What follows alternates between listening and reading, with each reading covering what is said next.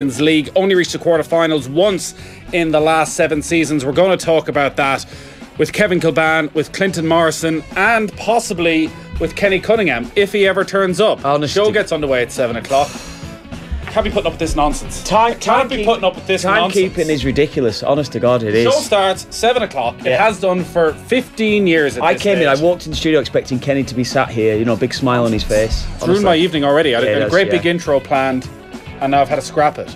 So we're going to be talking a lot about the Champions League. Chelsea, Barcelona at the Camp Nou this evening.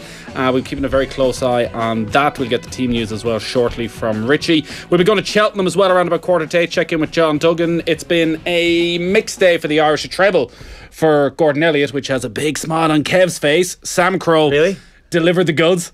That's the biggest smile I've seen your face in quite a while. Once again, Nicky Henderson won the big race of the day. Ruby Walsh, a broken leg. His festival is over. A disaster for Ruby.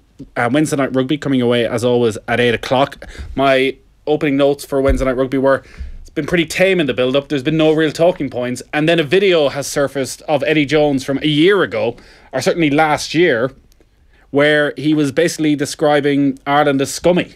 And he's had to come out and make an official apology tonight. And the RFU are apologising as well to the IRFU about it. So we'll bring you that audio in a minute and we'll chat all about that. So we got a busy show coming up. 53106 is the text number. @Off the Ball on Twitter. We're live on all our social channels as well. Facebook.com/offtheball, YouTube, Periscope, you name it. Leave a comment if you're on Facebook and we'll get it to Kev. We will get it to Clinton Morrison later. Or maybe Kenny Cunningham. Come on in, Kenny. Come on in. He's literally standing outside the door. I don't know if it's some sort of protest or something that he's refusing to come in. He's going to walk. Bloody hell, he's going to walk straight across your camera there now as well. Honestly, duck maybe, duck. Yeah, go on. Oh my God, here he is. I'm fuming. Why are you fuming? You're fuming. Misinformation, Kev. I'm fuming. The show starts at 7. Initially, I was told it was just myself and yourself. Get in for 9, doing a quick hour 9 to 10. Job done. Was that what it was? I'm only 2 hours early, but the information I was given. You kind of threw me with that information yesterday because I hadn't heard that. I hadn't been relayed back to me. That's what I was spun initially. That's the tale. Is that the only reason why you're coming in? Oh my God, absolutely. I'm drenched. I'm literally drenched. From sweat, from sprinting, or from the rain? For a taxi, flagging down a taxi in town. This thing is in a bloody shambles. Calm down. Richie's thrown a chair over me head. You deserve it. Yeah. This is not a good radio experience right now. Okay, everybody's in. Everybody's calm. Is everybody ready? Let's restart the show. I got cornered Let's by go George back. Hook. Press the delay so we can go back in time, maybe 3 minutes, and none of this ever happened. Thanks for making the effort, Kevin. A bad dream. No, how are you? Pleased to be. Yeah, all good. It's good to have you here. Yeah. Kev even went out into the rain, didn't moan about it at all, and bought you some donuts and some Kyo's crisps. Kev's high on money at the minute. They're sitting outside. They're sitting outside. Yeah, we should have brought them in from. I didn't realise. Well, when he wasn't in, I thought that was it. We wouldn't see until 8 o'clock or something. So I had to change the plan. But yeah, we have a bit of niceties for you, Ken. Good, Kevin. Nice to hear. You had a day off today then? Do you get a day off in between your air duties? Plenty of days off these days. Man of leisure is as Kev knows. Just came in today. Just been meeting and greeting around Dublin this afternoon. That's it. Kenny is a man of the people. He is a man of the people. You like a selfie if you're out and about, if you're walking down Grafton Street? Do you like a selfie? Nathan, no. Don't approach Kenny for a selfie. Oh no, that's a bone of contention. No, as Kev knows, I'm a bit of a pleaser. Wow. Revelation upon revelation tonight. Yeah, but no, You've got time for the people. I'm not the most photogenic, he is a man of the people. Yeah, but I'm more of a man of the people in a kind of maybe a pub environment, a bit of chit chat, that type of thing, as opposed to one standalone photo opportunity and then good luck, let's never meet again type So you prefer to have the more human experience where you have a conversation, you learn something about them, they learn something about you, rather than just walking down the street. Yeah, well, no, but that kind of situation where you've, how's it going? Can I have a photo within a second or two of meeting? Almost a little bit of you feel as if you're using abuse a bit, Kev. Yeah, leaves it. Kev doesn't. Kev loves it. Kev loves it. Why do Someone who's taking 500 photos of him. I'm going to stick up for Kevin. No. Literally bring up a We're photo cut from the same cloth. We're cut from the same cloth, mate. Kev is the Kev doesn't mind the camera, Kenny, as we can show you right here. I'm not saying he doesn't mind the camera. Have a look at this, Kenny. The point is he doesn't chase the camera. That'd be my point. He does. Oh, there he is. There's Kev with a blow up guitar. Dublin jersey underneath that t-shirt, Kev. Is that No, Dublin jersey? Oh dear, I was going to say like. Oh. A little bit of Under Armour gear, Kenny. There, you know. Is there another one? Oh, look at that. Well, Would you say that he'd do anything for a couple of quid? There he is, middle of Temple Bar, jumping for joy. freezing cold receiving March fee, afternoon. No fee at all from that, Nathan. No, I'm not. What's it all in aid of? All proceeds going to Down Syndrome Associate, a Down Syndrome Centre actually in Dublin. So there you go. Oh, fair play. Fair play. There you go. Take that bag. There you go. Cancel all the that pictures. bag. Before you open your mouth, think about what you're saying sometimes. That's what I Go for say. that, Kev. So once Let you again, hang he would look yourself. like a good guy. Kev, let you hang yourself there. Big No, time. I let him have it. So he looked like a good guy. Cancel all the pictures of Kenny because he didn't give the money to charity. He pocketed it all, so we'd have to scrap that. We want to chat to you. There's a lot to get through between Cheltenham, the rugby, and the Champions League as well. Chelsea against Barcelona gets underway at 7:45. But we want to talk to you about Manchester United going out of the Champions League last night. Let's hear from what Jose Mourinho had to say first from his post-match press conference. I don't want to make a drama of it. We don't have time for that. We have a match on Saturday. We have no time to be sad for more than 24 hours. And that's football. That's not the end of the world. I sit in this chair twice in the Champions League, and I knock out Man United at home, at Old Trafford. I sit in this chair with Porto, Man United out. I sit in this chair with Real Madrid, Man United out. So I don't think is something new for the club. What do you make of that? Manchester United are used to being knocked out of Europe at this stage.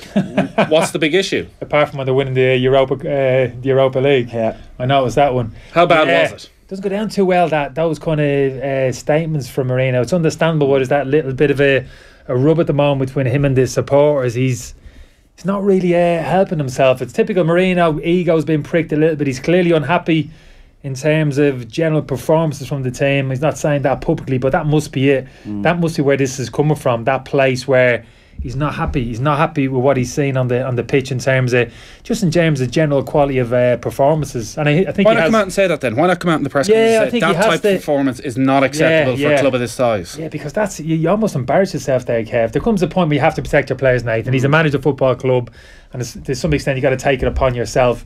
But after that type of performance last night, that was nowhere near good enough. And I could put my finger at Marino in terms of team selection, in terms of how we set the team out. But regardless of that, the personnel on the pitch, how they performed, the intensity which they played at, the energy levels, those type things which should be taken as a given no matter how the manager shapes you up to play.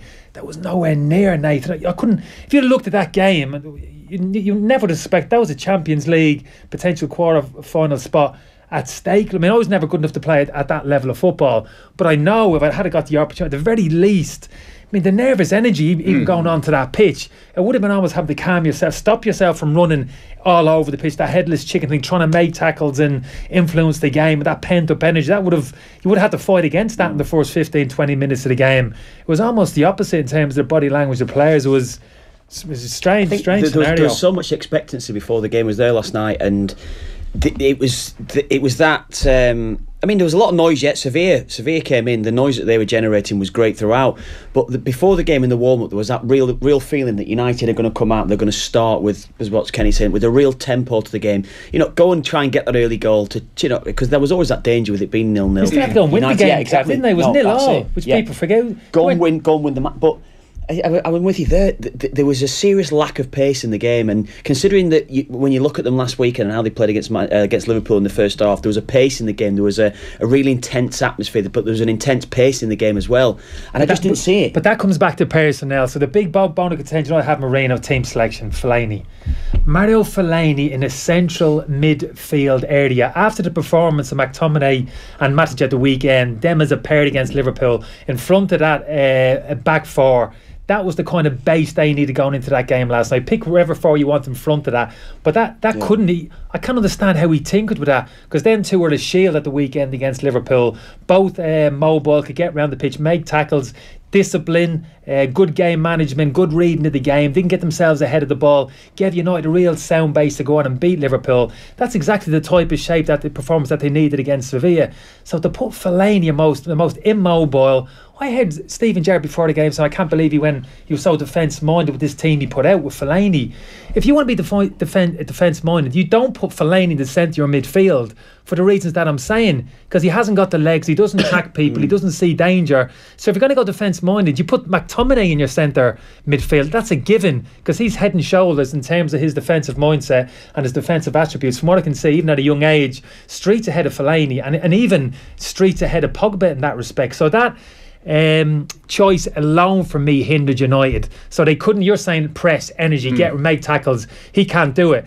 And you cannot, at this level of football, you cannot carry a player in central midfield of that ilk who hasn't got that type of mobility. And then you can do it to an extent if when he gets on the ball, then he's using the ball 1-2 touch quickly, a bit like Banega did, who can't move either. But when he got the ball, he was splitting the lines, taking people out of the game with his passing. Fellaini, to be fair to him, wasn't doing that. And I'm a Fellaini fan, but Fellaini's an impact player, man. He's coming off the bench, getting you a goal when you're chasing the game, not when you're playing starting further forward as well. Yeah, not when you don't start in centre midfield. It's time to get on the ball and start driving the team from that central midfield area. I could not, for the life of me, understand that selection. So does that get to the heart of what the real issue is? Because a lot of the conversation following the game is that Mourinho's tactics are now outdated for European football. That look at the teams that are winning Champions Leagues, Real Madrid, Barcelona, Bayern Munich, attacking, free-flowing football. Whereas actually, you look at Juventus, maybe Atletico Madrid have got to Champions League finals with a more defensive setup, but have an intensity to it. Like if you're coming up against, as we saw with Spurs last week against Juventus, or if you're coming up against Atletico Madrid, yeah, they drop men deep, but if they're going in for a 50-50 tackle, they're winning every one of them. Whereas United, like I think the word we used last night, there's quite a passive Manchester United side. That's the thing, there has to be an intensity. There's nothing wrong with dropping deep, that low kind of defensive block, almost inviting teams onto you. But at some stage, there's got to be a trigger point when you go after, you show that intensity to win the ball back and launch those kind of deep counter-attacking positions, get the opposition teams. You can't be as passive as Manchester United were for the majority of that game, because against good passing teams, they're not going to give the ball back to you for long periods of the game. So that intensity has to come, that kind of the energy that we're talking about, that attack and play for me doesn't necessarily mean playing through the towards, playing through midfield, making 10, 12, 14 consecutive passes to get yourself up the pitch. You reference Atletico Madrid, they're not embarrassed by getting the ball back to front as early as they can. They have done, and they've had a huge amount of success. So for me, it's not the style of play, how they get from back to front. The 2 goals against Liverpool at the weekend, smash the ball up to Lukaku, anticipate the second ball and play from there, get a foothold in the last third of the pitch early. I've absolutely no problem with that whatsoever, but even that's got to be done quickly. People have got to be on the run, anticipating flick-ons, got to be anticipating the ball getting headed down to central midfield, so you're on to the second ball, that second phase of play, and then you're playing from there. There's good movement, all that. So whatever you're doing, it's got to be a certain intensity to what real energy to what you're doing. And that, so is that and it's a hard thing to grasp, but is that a culture issue at Manchester United now, that almost like what's set in at Arsenal, that are these players been held to account by Mourinho for putting in that kind of performance? It seemed to me as well, the longer the game was going on, you could feel that tension, and there was so much tension, and I think that was then transferring onto the pitch. I felt throughout, and I think that nervousness then started to come across with the bad passing that we've seen. No one really taking that chance, no one prepared to make that run, no one prepared to hit that pass. That was how the game went, I felt like. Just the schoolboy stuff. Like some of the clips we've seen of Pogba just passing the ball straight out of play, Alexis Sanchez week after week after week. I actually forgot he was on the pitch towards the back end last night, and that's not you can be critical of a number of players last night, but Alexis Sanchez, and maybe Lukaku alluded to it a little bit as well in his post-match interview, saying that players went missing. Now, I wouldn't necessarily say he went missing,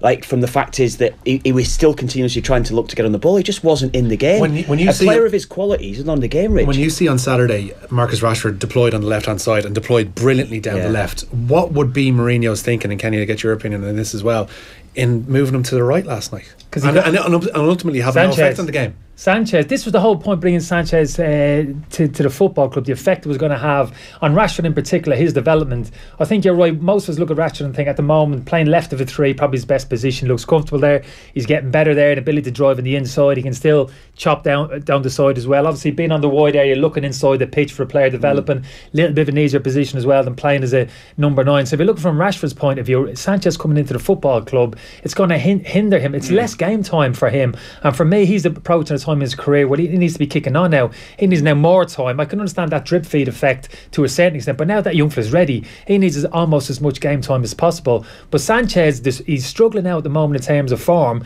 So I understand the fact, get him into an area of the pitch where he's most comfortable, where he's been his most successful Arsenal, left of a 3. But there's a repercussion of that, a ripple effect of that, and that's Rashford getting thrown over to the right hand side now. Everybody, and that ripple effect of trying to pigeonhole Sanchez into an area of the pitch where he's at his best, trying to get the best out of him. So he's actually brought more problems onto him. Sanchez for me is going to be continue to be an issue going forward. And I wouldn't surprise me get a situation in the summer where he could be out. He could be out. They could get their money back in the summer for Sanchez. He's got some massive decisions there to make. Moreno, Pogba and Sanchez, Crystal Palace. Think yourself back to the Crystal Palace game. Pogba for me in his best position, playing left of a 3.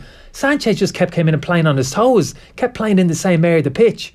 When you're asking Pogba for me to play in his best position left of an 8, your left winger has to stay and play left wing and open up those inside channels for Pogba to go and play and show the ability which he has.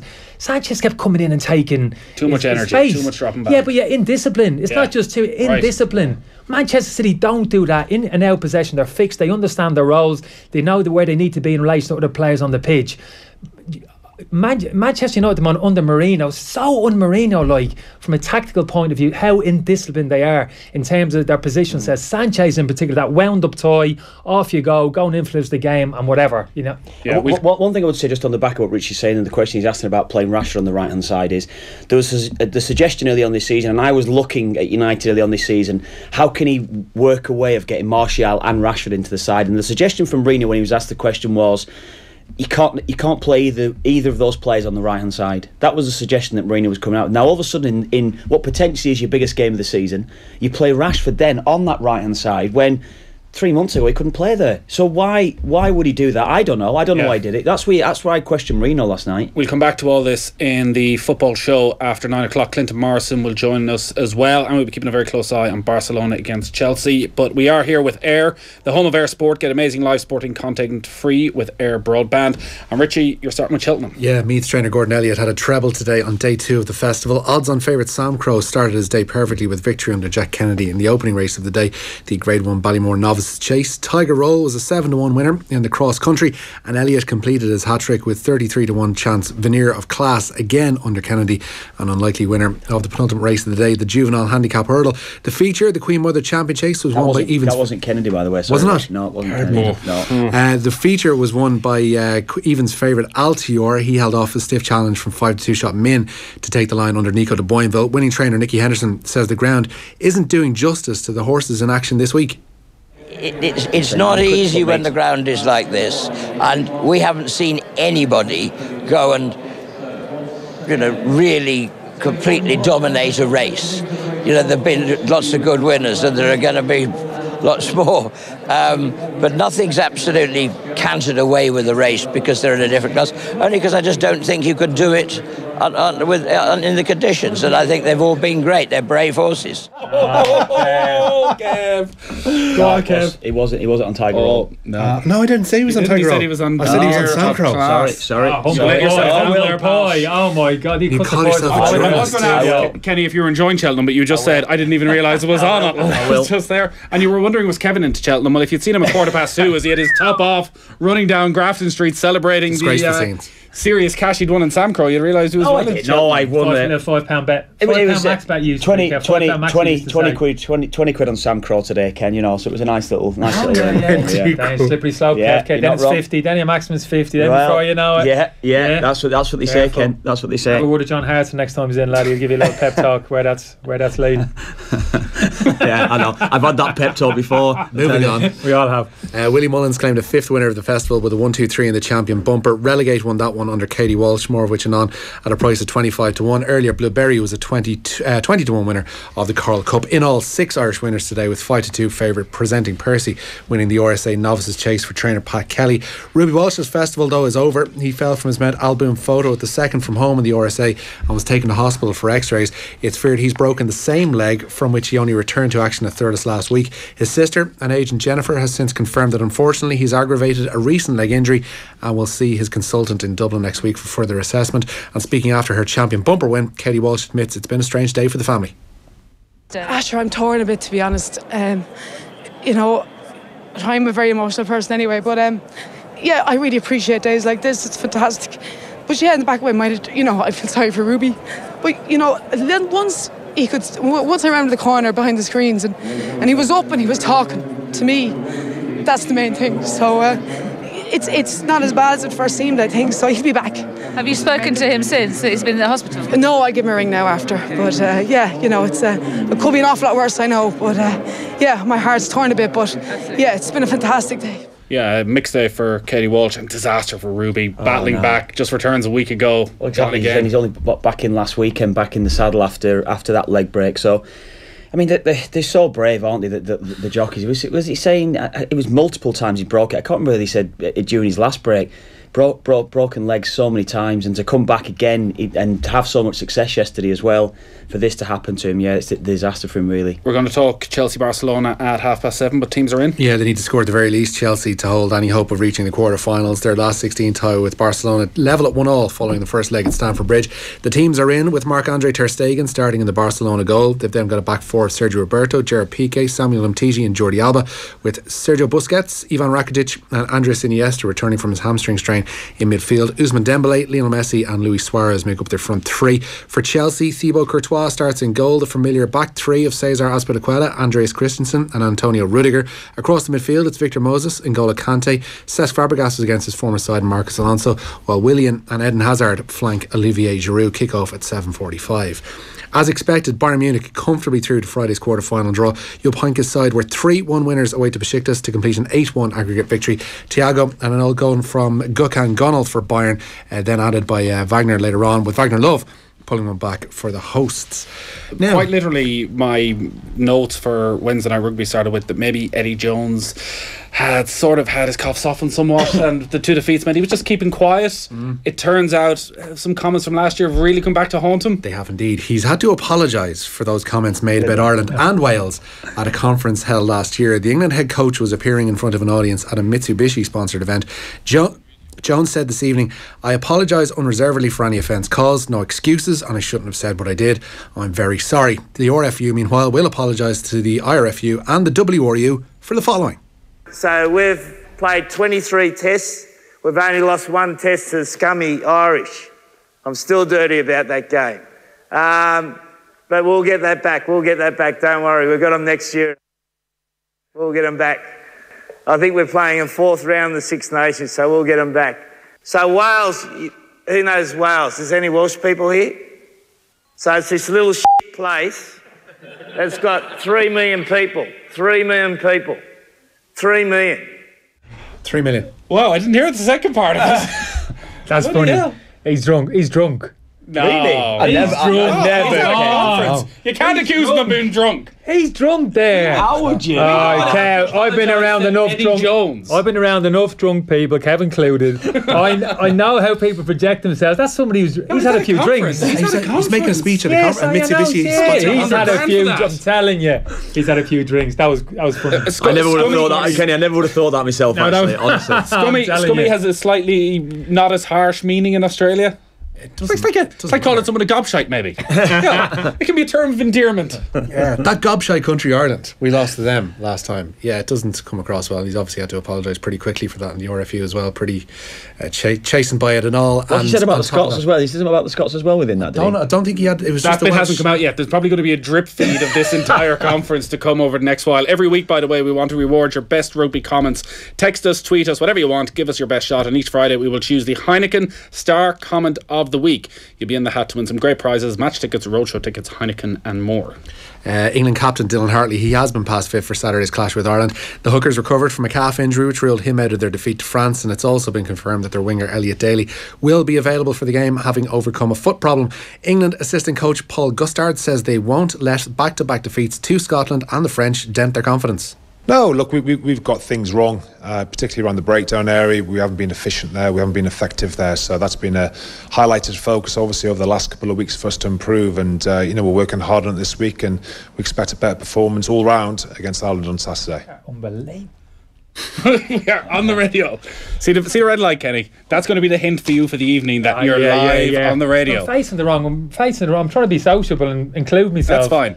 What are you saying, that we are unbelievable as a rugby team, or you can't believe the amount of coverage that the rugby team is getting? Oh, rightly so. They can't get enough. I just can't believe how well we're playing. This is from somebody obviously that had a huge understanding of the game, but from what I know, I cannot believe the level that we're playing at. It's absolutely phenomenal. I'm not saying it's been perfect. I know we struggled the first game against France, but the manner in which we got the victory from that. But since then, just in terms, when I look at us play, I just see a team, we are so well prepared, Kev, you know what I mean? You can see it in terms of like game plan, in control of every game, the game plan. No panic. Everybody understands their role, that type of thing, which any kind of team sport, which are after that bit of cohesion, whether you have the ball, whether you haven't, decision making, key moments, and even what we're looking to do, so consistent in what we're looking to do. And I just think, I look at that as the coach, and I think he's really getting, and it's not an easy thing to do in terms of getting the very best out of what you've got. It's an easy thing. You've got to get the best out of what you've got. It's the hardest thing to do, particularly on a consistent level, game-to-game basis. But that's as close. What I'm seeing from the Ireland rugby team at the moment, it's got to be as close as you can get to that in terms of what that coach is doing with the squad of players that he has. It's phenomenal. It's like the last 10 minutes against Spain in 2002 World Cup. Just complete control. You know what you were saying about gobshite earlier on? Yeah. We're going to talk about this last story on Wednesday Night Rugby, but Marius van der Westhuizen has been, I wonder, is he going to be able to survive till Saturday and be an assistant referee? Yeah, we'll see. The IRFU haven't commented at least on this story that Marius van der Westhuizen, an assistant referee for Saturday's game at Twickenham, has been training with England. World Rugby does encourage officials to train with international sides to familiarise themselves with how they set up, but referees can't train with the sides they're taking charge of during a tournament.